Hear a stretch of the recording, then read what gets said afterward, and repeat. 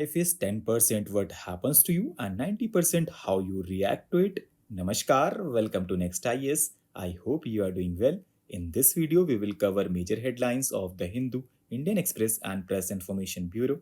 So, without wasting any time, let's start today's discussion. Now, recently, Meghalaya has refused to rename the health and wellness centers in the state as Aayushman Arogya Manders. Now, let's know more about it. So, friends, Ayushman Bharat Health and Wellness Centers were renamed as Ayushman Arogya Mandir in November 2023 with the tagline Arogya Param Dhanam. It has two components, and under first component, 1,50,000 Ayushman Arogya Mandir will be created to deliver comprehensive primary health care that is universal and free to users with focus on wellness and delivery of an expanded range of services closer to the community. Second component is the Pradhan Mantri Jan Arogya Yojana, which provides health insurance cover of rupees 5 lakh rupees per year to over 10 crore poor and vulnerable families seeking secondary and tertiary care. As of now, more than 1,300 casualties were reported during Hajj due to extreme heat in Saudi Arabia. Talking about Hajj Yatra, it is one of the 5 pillars of Islam, and this pilgrimage to Makkah is essential part of the faith, and any person who is economically and physically sound has to undertake the trip once in their lifetime. Prophet Muhammad is said to have undertaken this pilgrimage shortly before breathing his last in 632 AD, but Hajj has always been a high-risk journey. Besides spread of communicable diseases due to the intermingling of millions, there were major tragedies in 1990, 1994, 1998 and 2003. Next article talks about Ghadial, which is one of the most endangered freshwater crocodile species. It prefers deep, fast-flowing rivers, and historically they were found in the river systems of India, Pakistan, Bangladesh and southern part of Bhutan and Nepal, but today they survive only in the waters of India and Nepal. IUCN Red List of threatened species classifies them as critically endangered, and they are also included in Schedule 1 of the Wildlife Protection Act 1972.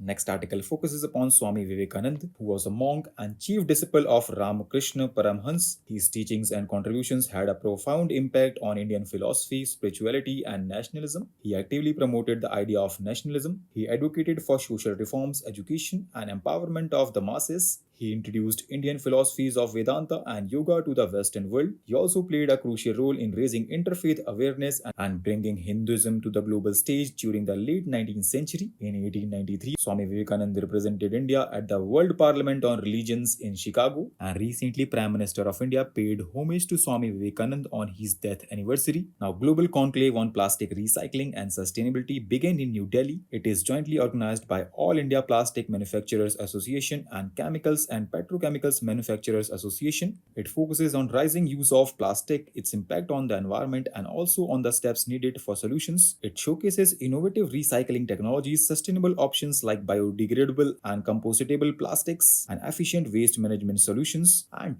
friends, India's plastic recycling industry is rapidly growing, and it is expected to reach $6.9 billion by 2033. Government initiatives and a robust existing recycling rate of approximately 60% highlight the country's commitment to managing plastic waste. Next article is related to National Green Hydrogen Mission, and it is in the news because recently Ministry of New and Renewable Energy issued guidelines for funding of testing facilities, infrastructure and institutional support under the National Green Hydrogen Mission. This will support identification of gaps in the existing testing facilities for components, technologies and processes in the value chain of green hydrogen and its derivatives. National Institute of Solar Energy will be the scheme implementation agency. Talking about National Green Hydrogen Mission, it was launched in 2023. It will contribute to India's goal to become Atmanirbhar through clean energy and serves as an inspiration for the global clean energy transition. This mission lead to significant decarbonization of the economy, reduce dependence on fossil fuel imports, and enable India to assume technology and market leadership in green hydrogen. Now, results of India-Australia Strategic Research Funds were announced. Australia-India Strategic Research Fund is a bilateral program that supports collaborative research projects between India and Australia. It aims to strengthen scientific relationship between both the countries and address common challenges through joint research efforts. This year funding is focused on creating an AI-driven platform for monitoring soil carbon sequestration, eco-friendly recovery of essential metals from obsolete mobile devices, cost-effective solar thermal desalination by systems designed with nanomaterials,